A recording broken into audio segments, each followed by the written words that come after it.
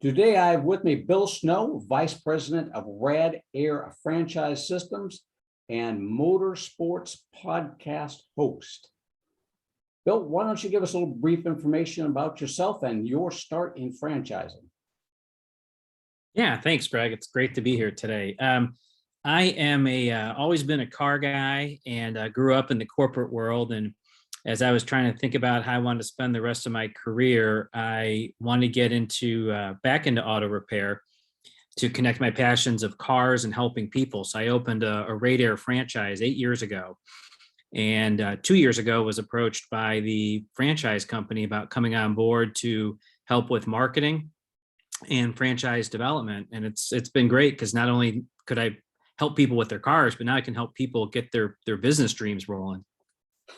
That is fantastic. So you bought into them as a franchisee and you liked them so much, you became part of the entire team after that. Exactly. Yeah. So, like most franchise owners want to do, they want to be able to grow a business and then have it be there so they can have the freedom. And that's exactly what I did. And as I was looking for additional units to open, the opportunity came on board to join with the franchise company, and it's been great ever since. It sounds like it. If you join their team, why don't you give us a little summary of the business? What enticed you to get into it? Go for it. Yeah, so Rad Air started off in 1975 as a radiator and air conditioning shop, and grew to a second location, and then started franchising in '99. And over the years, we've had to pivot, and that's a very popular word even these days. As the industry changed, so did we. So now we do complete car care. So everything from regular preventative maintenance, like your oil changes and your filters, up through engine and transmission replacement. As we adapted and changed with the industry, we've also gotten into hybrid and electric vehicles. So many of our locations have what's called a certified hybrid technician on staff. So he's gone through the training and the necessary certifications to be able to handle things as simple as diagnosing a hybrid vehicle, to replacing the big drive battery, to even rebuilding the drive battery in-house. But we can handle anything that a client needs, down to a simple tire repair. Well, that's amazing. So you didn't start off necessarily with the hybrid cars in your history. You merged into that. Exactly. Yeah. Believe it or not, back in 2005, we had the first hybrid Ford Escape that was delivered in the Ohio market. We had it delivered here in Cleveland, and our CEO started investigating the car and playing with it. Actually entered a driving competition, a gas mileage competition from here up to New York, won that, and his love of hybrid started there, and realized that this is something that we had to embrace. And that's something our industry's always had to do. If you go back, not to get too technical, but there's always been components on cars that have improved and become more computerized and more electronic over the years. Well, you can either let that run you over, or you can adapt and find a way to embrace it and help you, make a little bit more money off of it. That's true. Back when I bought my first car, it was a 68 Firebird. Back then, it wasn't a classic car. It was just an old car. And there was no electronics whatsoever. And these days, yes, I used to make chips for cars all the time as well. So good to see you're all adapting, because that's the one big thing that people always ask me when I ask them if they want to get into an automotive franchise, is like, well, what happens when we go all electric? Are they going to be able to handle that? And you are one of the Yep. Exactly. What kind of support? And that's one thing.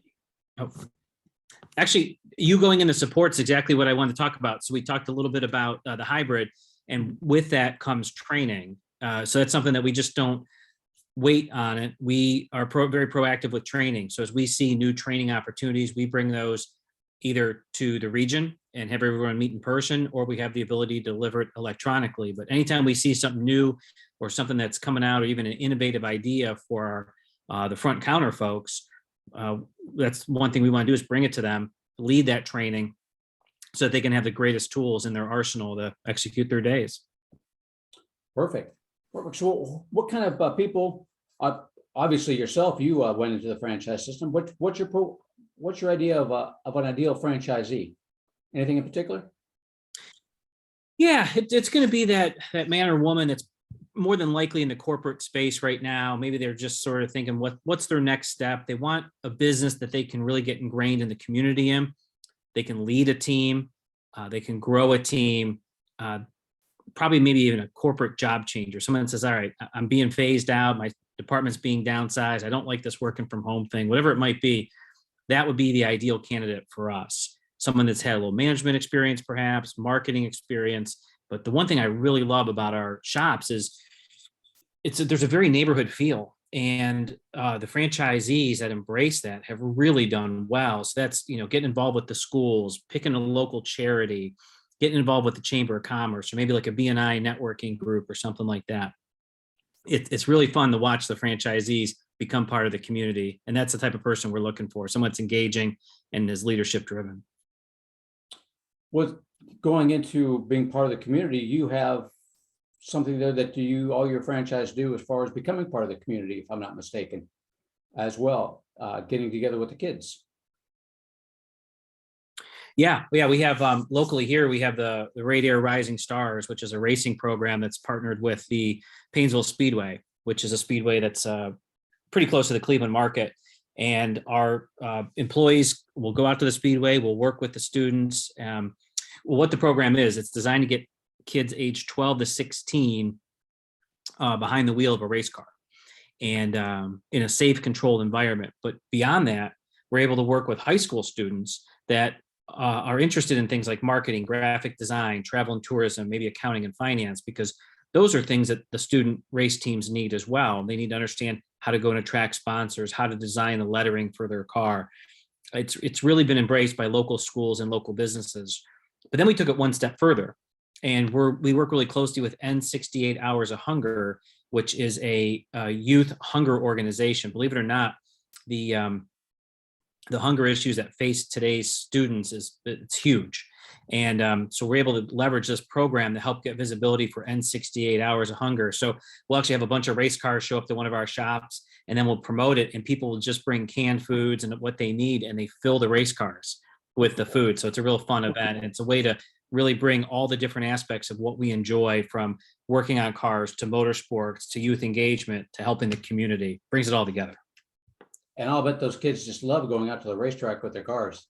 Nice and safe. Oh, they do. Yeah, it's what's really fun is you see that student that maybe a little bit, I shouldn't say student, driver, it's a little timid, doesn't really, they're not very outgoing. They get on track, they run some laps, they end up racing, and maybe they don't even win the race, but they've competed really well. They finish the race, they get out, they got this big smile. Now they've got some confidence. And these are skills that even if they don't want to be a race car driver or be around cars the rest of their lives, they now have the confidence to get through life and know that they can try something new and succeed at it. It's really fun. Yeah, that challenge of getting in there and going faster on that track and coming back out of it and saying, yeah, I did it. I'll bet that just brightens them up, lightens them up, and makes them really talkative. That is outstanding. Exactly. Good deal. And so what is a typical day life then for a franchisee? Yeah, well, our franchisees can take a couple different paths. So they can be an owner operator, or they could be a semi-absentee owner. So the owner operator is going to be at the facility we're open from 8 to 6, and then on Saturdays open from 8 to 2. They're going to open the facility. They're going to be answering the phones. They're going to be leading their team on what to do in terms of, handle these jobs first. They're going to be communicating updates with our clients. And if they're interested, they'll be doing some social media and some marketing and getting out in the community as well. One of the ways that we help the owner operator get into the community is we help develop a number 2 person with them in the store. So they have their lead technician who can run the counter when they're out. So they can kind of balance. They're not tied to the phones, not tied to the counter all day. And a lot of times there'll be a husband or wife that's involved with the business as well to help with the bookkeeping, maybe help answer the phones from time to time. But then the semi-absentee owner is going to be checking in a couple times per week. Maybe they're working 1 or 2 days a week at the facility, but they still have a full-time corporate job, and this is a little bit of a side business for them, or maybe they're doing it with their wife, and their wife or husband might be there a little bit more often. But when they're not at the shop, they're probably doing something in the community. And that could be, again, the networking, the chamber, getting involved with the schools. and I'll tell you, Greg, that's one of the big things we get right now is how can we get involved with the schools? We just had a conversation with the Akron Public Schools last week. They have 700 students over the summer that get part of the Soapbox Derby program. And they're asking us, how can we, as automotive professionals, help get involved in that program? So if this is happening in Cleveland and Akron, Ohio, it's happening throughout the country. And yeah, it'd be great to get some more men and women as Radar franchisees and then get them partnered with the local schools and help develop some students and the future leaders. Yeah, that would have been great when I was in school and I had my my little muscle car there. That would have been outstanding to have a nice safe place to go and race it around, and somebody who knew what they were talking about, so I didn't end up killing myself. That would have been perfect. Yeah. Good. So I mispronounced it earlier. I said it was rad air. It's actually radar, radiator and air. We say it both ways though. Radar, rad air. Yep. Good deal. Now you are also a podcast host, motorsports podcast host that has to do with everything about, let's see, everything about motorsports. Tell me about that. How'd that come about? Well, so that's really how I got my first start in the automotive industry, was being around motorsports and being at the track and helping. I was a gopher, go for this, go for that. We need this, we need that. And it was always around road racing. Well, fast forward to now, I've done some endurance racing with some different teams. What that means is we'll put a car on track for 8 hours of road racing. We'll have 4 or 5 different drivers. We'll do little stints. I've been involved in the Ohio SCCA, which is the Sports Car Club of America, our local region here, leading a couple different programs for them. But the one thing that I saw that was missing in our sport was a way for folks to learn about, how do I get involved in this? Are there people like me that don't know a lot about cars that want to grow up? And I wanted to appeal to that listener. So we're in season 2 of it's called Late to Grid. And I'll tell you how I came up with the name in a second. But the Late to Grid podcast, we have everyday men and women on who work the 9 to 5, but are the weekend warriors. So they're getting their car on track, either just blowing off some steam or being competitive in some road racing activities. So we have those folks on. We also have some industry insiders on to give folks some tips and tricks, maybe talk about their product or how they can get better on track. And I came up with the name as I'm that person. I'm that 8 to 5, 9 to 5 worker who's wrenching in the evenings, wrenching on the weekends, trying to get to the track. And inevitably, I'd always be late to grid. And grid is right before you go out the track, because there's always one more thing to do. Maybe you got your phone and you're trying to answer an email before you do this. So that was a clever way to kind of talk about life and then also talk about motorsports. But it's been great. It's a good creative outlet. And here's the crazy thing. It's actually driven some business into our locations. People said, hey, I heard Bill on the podcast and I need this mild thing done to my car that I take on track. So, but I enjoy it. It's a hobby, if anything else. That's fantastic. So 8 hours a day driving around the track. Do you stop for lunch, or is that why it's endurance? Is because you just got to keep going?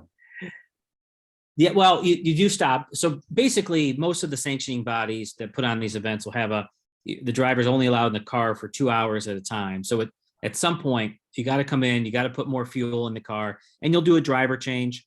But the thing is, if you're not driving, you're probably getting fuel in the car when it comes in the next time, or you're getting tires ready if they need to be changed on the next time. It truly is a team sport. It's a lot of fun. It's a lot of camaraderie. While it's competitive, everyone's there to help one another. Well, that's awesome. Well, definitely, if you're in Bill's neck of the wood up there in Ohio, you got to look Bill up. Look up the Motorsports Podcast host, and if you feel like racing your car or just want to get together with people that do, and Bill's got it, and the auto shop to take care of it as well. That's amazing that you can do all that, and getting the kids involved too is just outstanding. Getting the local high school kids involved with that, just amazing. Definitely get the parents excited about that too. Good. Well, Bill, how do we get a hold of you if we need more information? Yeah, so the website's radair.com, radair.com. You can always email me at bill@radair.com. And if somebody wants to talk more about opportunities, I'll give them my cell phone number. That's 216-659-1179. certainly interested in talking about business, talking about auto repair, talking about motorsports or youth engagement. Outstanding. Motorsports podcast. Look that up. Lake to Grid. I already checked it out. It looks fantastic. Going to be listening to a few of those myself. Although I think my racing days may be a bit over on that one, but very interesting. Bill, thank you very much for your time today. It's been amazing. I appreciate it. Oh, thank you, Greg. I really enjoyed it.